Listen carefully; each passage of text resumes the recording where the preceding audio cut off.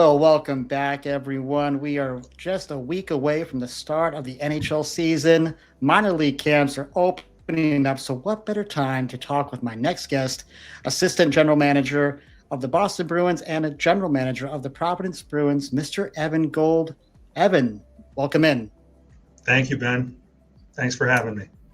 Oh, pleasure is all mine. Definitely exciting time of year for us hockey fans. Of course, as we just said, training camp ongoing. The Bruins, of course, now 4 games into their preseason. Fans obviously full of energy, full of excitement. Listen, we know the work of a GM really doesn't have an off season, but when those players start to roll back into town, you see those familiar faces, the ice is getting set. Do you get that same buzz, that same energy that us fans get? Oh, for sure. Obviously now the players tend to roll back in, whether it's, mid to late August, whether it's early September. So first of all, it's always good to see the people and just catch up and see how summers were, family time, all of that. But yeah, from a hockey perspective, Ben, it's exciting to have everyone back. You've spent the summer kind of not only building your team, but then thinking about your team and now you get to go to work on molding that team. Obviously, the coaches take the lead on that, but it's an exciting time. Also, our fan base here. There's an excitement in Boston. There's fans in the rink coming to watch practice. I've got neighbors asking me how the team's going to be this year. So all of that's really enjoyable, and we're very fortunate here in Boston to sort of have that level of interest, even in September, even in a Red Sox pennant run. So. No, absolutely. Yeah. I mean, every time I go to the garden, it's a little bit like I have to wipe my feet. It's like walking into church for me a little bit. And I don't think I'm alone in saying that for sure. Uh, of course, you've 8 years with the Washington Capitals. You're entering your 11th season now with the Bruins organization. Wonder if you can take us back just through some of your hockey journey. Going back to your time at McGill University and University of Toronto. Kind of walk us through some of that, and maybe like what are some of the things you're most proud of so far in your hockey journey? Well, thank you. So, I mean, I'm very fortunate, first of all, going on to a 19th season. I'm very lucky. The journey, as you sort of referenced, I came up not on a player journey, but more of an education background journey through McGill and U of T. My connection with Washington started actually through education, through an internship, a summer program where I was essentially given the choice to work for the Caps or the Wizards at the time. I'm from Canada, from Toronto. I'm a huge hockey fan, so I chose to work for the Caps and was fortunate to basically do an internship in their sales department. So that was in 2000. Kind of got a job licking envelopes and cold calling people. This is pre-Ovechkin, remember? So cold calling That's people right. about who wants to buy Caps tickets, and that was it was a great learning experience for me. I got my foot in the door of an NHL franchise, which I was very glad to be doing, and kind of made a connection with the group on the hockey side, on the hockey ops side, and eventually went back to do a hockey ops internship with them, and then just kind of kept the relationship going. It was formative for me. It gave me the sense of, okay, I think I know what I wanted to do, and now this is sort of a real entry point to it. So continuing to kind of go back while I was in law school, sleep on friends' couches in DC, help Don Fishman's their assistant GM there, help him do some of the arbitration work that he was doing, pretty much every summer, and just continue to build out both a skill set for myself and a relationship, and try to help them get the best results they could in arbitration. And eventually, once I was sort of through my legal studies, I was very fortunate that George McPhee hired me in an entry-level position. And from there, it was just about sort of keeping my ears open and my mouth shut and trying to learn as much as I could about the business and, expanding my skill set, taking an interest in watching hockey players, not just at the NHL level, but at the minor league level, and learning about how prospect development works and sort of all those things that have helped form, the basis for my skill set today. So I did that for 8 years. Very fortunate to work with a lot of really good people, many of whom are still there. And then when Don was named GM in Boston, I kind of went to my bosses in Washington and sort of said, hey, I'd like to throw my hat in the ring and see if this is an opportunity that I might be able to pursue. And they were supportive, and obviously that worked out for me and my family. We came up here, and like you said, it's going on year 11. It's gone quick. In terms of things I'm most proud of, honestly, I'm proud that I've worked for two really great organizations. Very fortunate to work with really good hockey people who've given me sort of, some elbow room to spread my wings a little bit and just learn and continue to grow and not pigeonhole me. And, obviously I've been part of very successful teams. Obviously I haven't personally won a cup yet. Both franchises have, one before and one after me, and just continuing to kind of grow and hopefully help our group, continue to build back into another perennial Stanley Cup contender. Love it. Yeah, we're obviously all hoping for that for sure. Well, thank you for taking us through that journey, that little bit of memory lane for you. Now, I can promise you, your boss isn't listening to this. Can you talk to us? We always talk about like favorite things, what we love, but can you maybe tell us what's your like least favorite and most annoying part of the job of not only a GM, but an assistant GM as well? I guess I'll tongue in cheek say it'd be nice if I love going to games. It'd be nice if I could use AI or someone to write my reports for me. That would be enjoyable, I guess. But just when they pile up, that can be a bit of a grind. But that's part of the process for sure. I'm again sort of very grateful to be part of our development group and part of the process that sort of gets to take pride in when our young players, get that call to come play their first NHL game. There's an element of satisfaction that all of us take in that, whatever small role any of us might have played. And unfortunately, the flip side of that is, the responsibility of telling a player when maybe he's falling short of his goal. And those are often tough conversations to have, but necessary ones. And so that's probably to answer your question, probably one of the tougher parts of the job. Yeah, that makes sense. And that's, you have to have that element of it to get those guys back to where they need to be and help them to grow and develop. And I know that's something that Coach Kowalsky and I talked about, in his time with New Jersey, and now, of course, over here. Anytime he said what did he say? He said anytime he had to send a player down to the ECHL in his time in Albany, they always came back better. They always came back thankful that there was a little bit of tough love, because it definitely helped their game. So, no, that's great. That's great. Of course, you've seen a lot of great hockey in your 19 years, lots of ups and downs. I remember rearranging some furniture back in 2019, that game 5. There was a certain, non-call, I guess we call it, might have affected that game perhaps. But all that to say, what is maybe your favorite memory from your time here with the Boston Bruins? Well, it's not that play, I'll tell you that. I haven't watched it since, but I can remember it vividly, exactly where we were sitting. Mm-hmm. It's funny, I don't necessarily have a specific memory. I remember just the vibe of those 2 months, if that makes sense. I remember just being around the club, not to make it personal, but I had never been past the second round. So, as we sort of built through that run and kept advancing, and we seemed to be getting stronger and stronger, just that feeling of both excitement and also anticipation of what we were building towards potentially. Obviously, it was a really great team.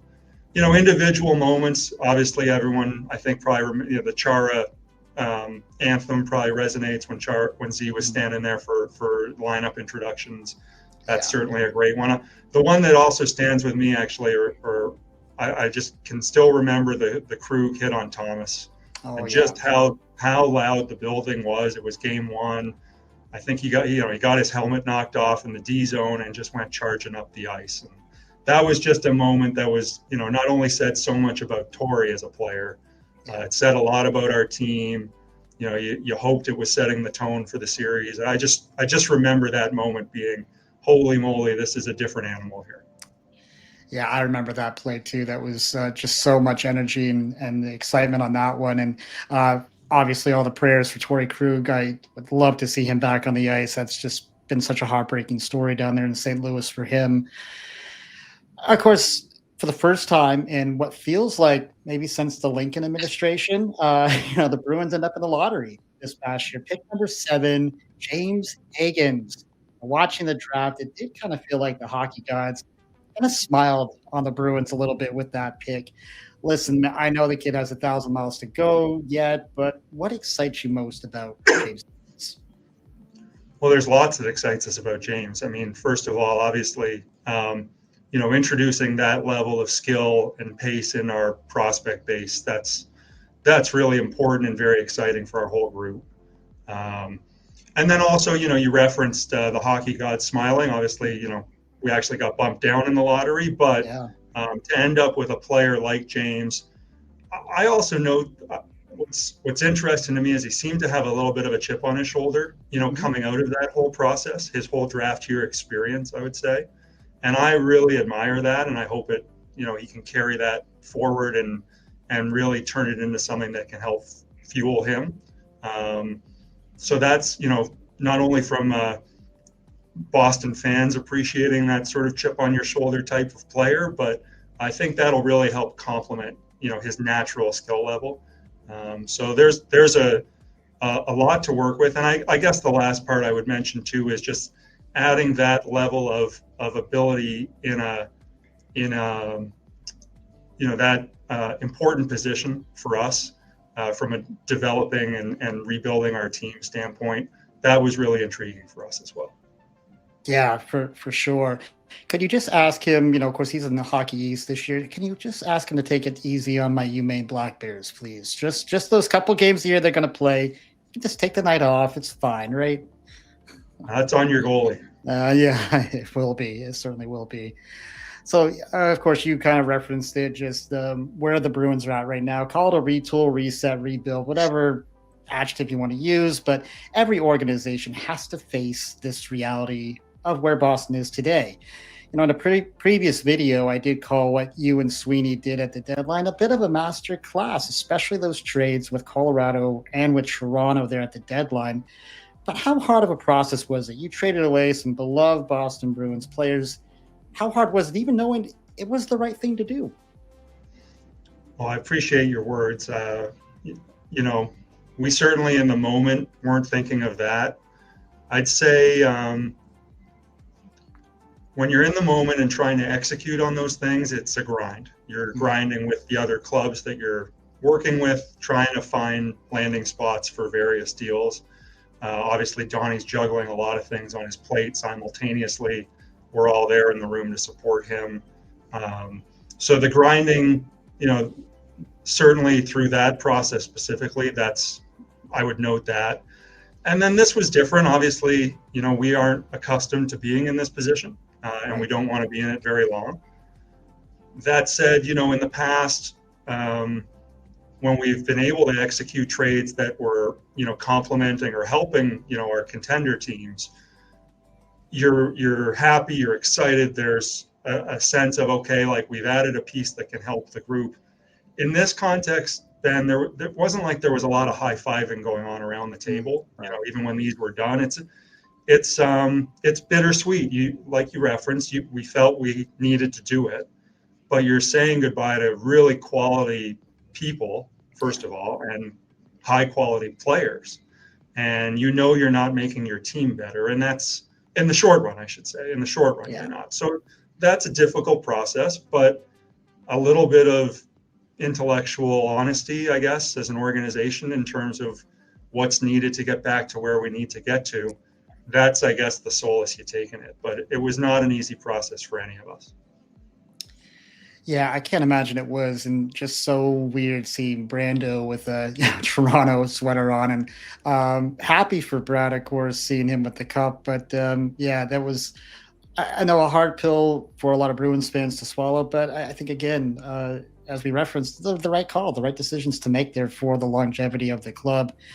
Now, I want you to put your salesman cap on for just a second. The Boston Bruins make the playoffs this season if. I'm not a salesman, Okay. but Okay. Good but enough. so I'll change it to belief. I believe we have the group to be a playoff team. So for us to be a playoff team, I would say, Ben, probably three things have to happen.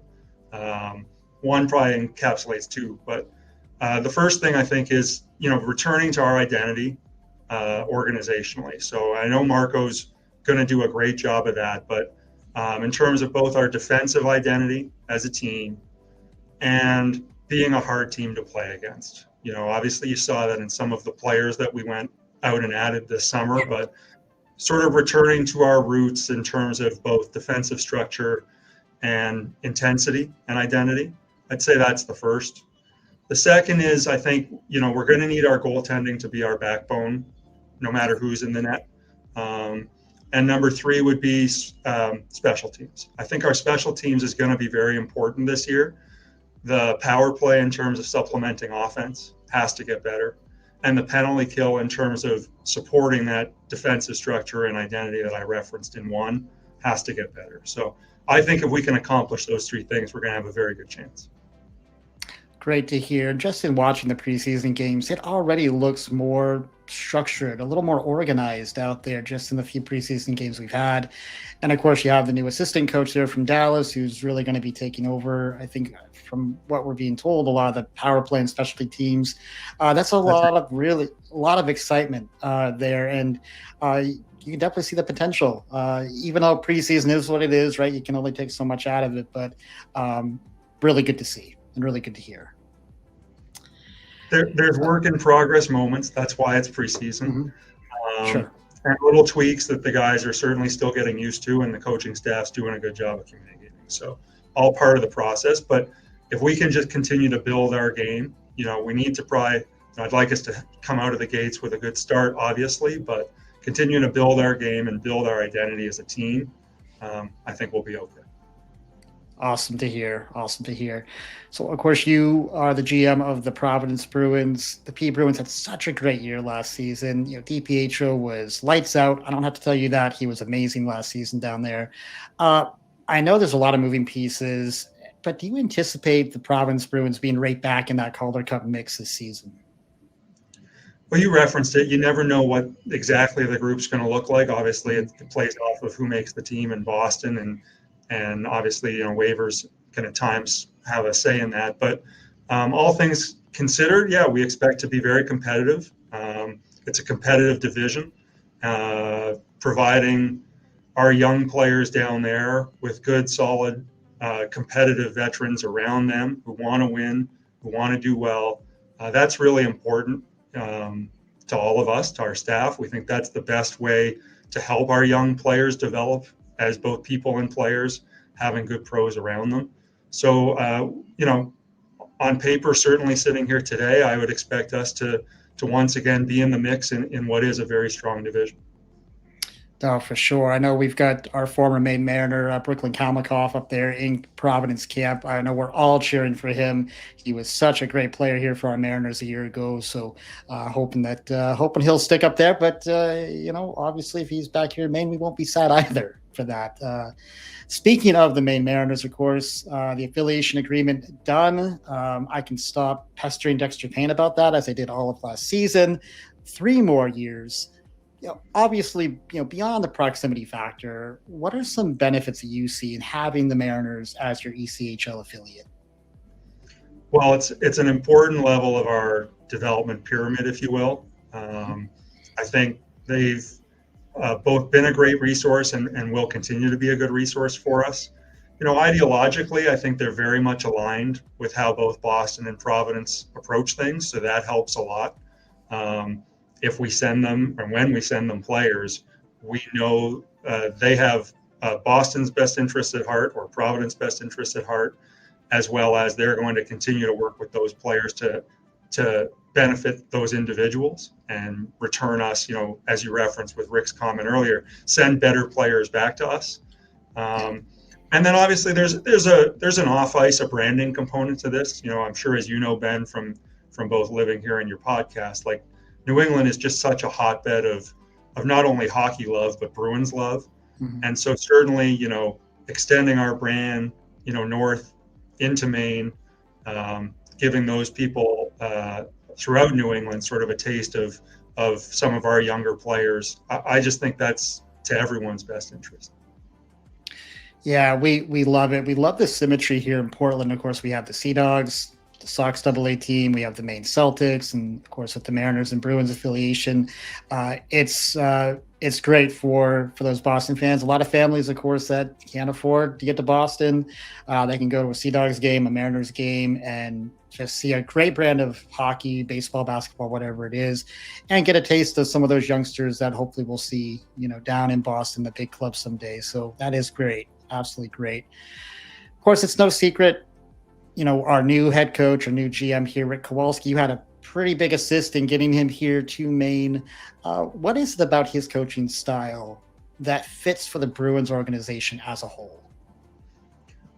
I mean, for me, it starts with the person, and getting to know Rick. Rick's a really good person, good family man who cares about his players, who wants to do well, both for himself, but also for his players.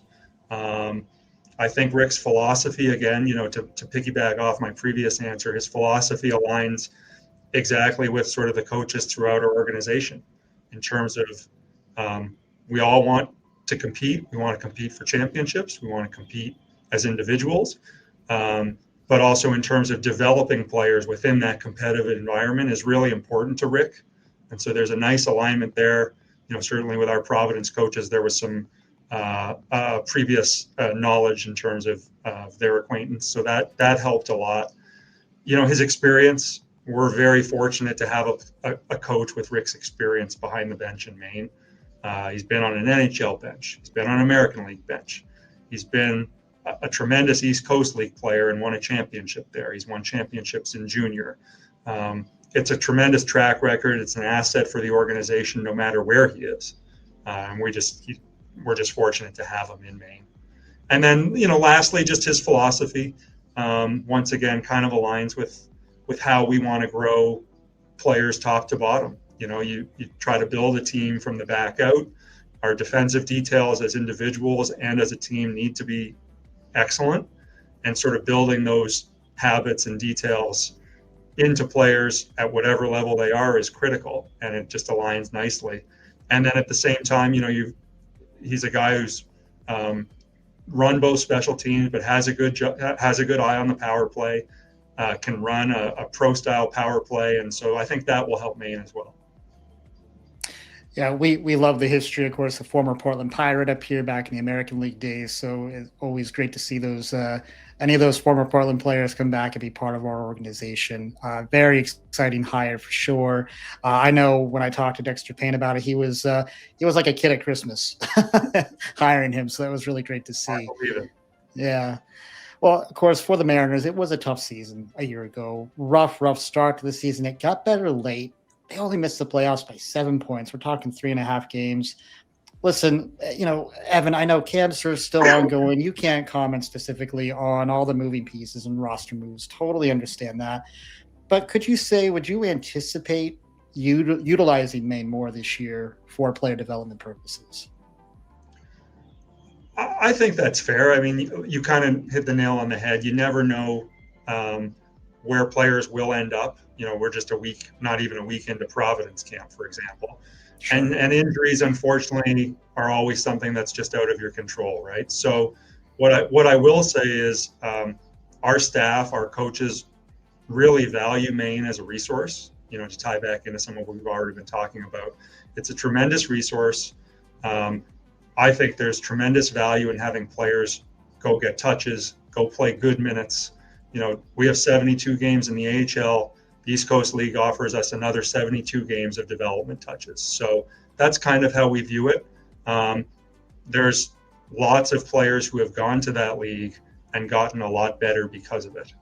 And our organization, as much as any others, has in fact benefited from it. Whether you talk about Brazo, you talk about Koponen, there are a lot of players in the NHL who have played who have spent meaningful time in that league, and we don't devalue that at all. Yeah, great to hear. And I just love what Kowalski's doing with the roster so far. Just some of the players he's getting, I know he is absolutely putting his signature on the team. We cannot wait to see the team back here in Portland. But before that can happen, of course, we are waiting on a little piece of business with the CBA between, of course, the two minor league leagues there, the AHL, ECHL, and the PHPA. Can you comment on any recent progress on that front? Yeah, Ben, I don't have much to say there. I know Scott and Brian are working hard to work towards a deal, but beyond that, I don't have much to add in terms of clear-cut details. Let me ask it this way. Is there any worry about it? Or are we just where we have some certainty that we're going to be all systems go? We'll be all systems go. I don't think Okay. there's any concern. And then when the deal is done, we'll end up in hopefully an even better place both for the league and for all the players. No, that's great. That's great. Well, good. Well, we will wait and see as that news comes into fold here real soon. Of course, we still run into a lot of fans here in the southern Maine, Portland areas, Manchester areas. They're still a little bit salty that the AHL kind of pulled out of northern New England, kind of pulled out of, Fredericton, New Brunswick areas. Can you ever see the AHL returning to northern New England, New Brunswick areas, or have the economy or the economics just shifted a little bit too much? Ooh, that's above my pay scale, I think. Um, Listen, those are the communities you mentioned and some of the other towns in New England that I'm sure would love to have AHL teams. It's such a hockey hotbed. So selfishly, I would love it, have more opportunities to see teams in different towns, but also just see more hockey locally. It would be great for hockey in New England. But yeah, obviously, as you know, a few things have to align, whether it's at the ownership level, at the local arena level, et cetera. So, Yeah, we know there's some real reasons why Manchester fell off. That's more, pretty consistent story about just the ownership of the arena there. And anyway, that's all very public knowledge. But yeah, we're certainly happy with ECHL. No question, the Mariners are great to have here. But yeah, there's still a fair amount of salty old Portland Pirate fans out there that look over there in Springfield like, hey, what you guys doing over there? Like, come on back. But anyways, well, Evan, wanted to say thank you, first of all, for your time today. I have just one last question for you today. Of course, you are a Toronto guy. You're also a New England guy now, too. You've been in New England now for a number of years. Of course, I got a little bit of Blue Jays gear in the back. I'm a big Blue Jays fan. Well, let's be honest. I know this is the toughest question of the day. Are you a Red Sox fan or are you a Toronto Blue Jay fan? listen, you got to stay true to what you are. All right. So as tough, as hard hitting as a question as it is, I am still a Blue Jays fan. Good. I have to tell you, I was happy for the Red Sox nation that they got the win last night. Obviously, the pitcher was unbelievable, but Awesome I'm a game. Blue Jays fan. This has been one of the most enjoyable Jays seasons to follow in my lifetime. So I am hoping that whether it's Red Sox or Yankees, I'm just hoping that the Jays can have a good run here. I'm looking forward to it. Me too. Cannot wait to see. Yeah, like you said, doesn't matter if it's the Sox or the Yanks. It will be a great series regardless. Yeah. Well, Evan, thank you again so much for the time today. I absolutely appreciate it. Thank you so much. Thanks for having me, Ben. It was a pleasure. All right. Well, everybody, thank you for watching and listening today. If you're already subscribing to my channel, thank you. If you're new to the channel, thank you for checking us out today. If you want to stay up to date on all things coming up here on the show, hit that subscribe button down below. And until next time, everybody, be kind, show love, and God bless.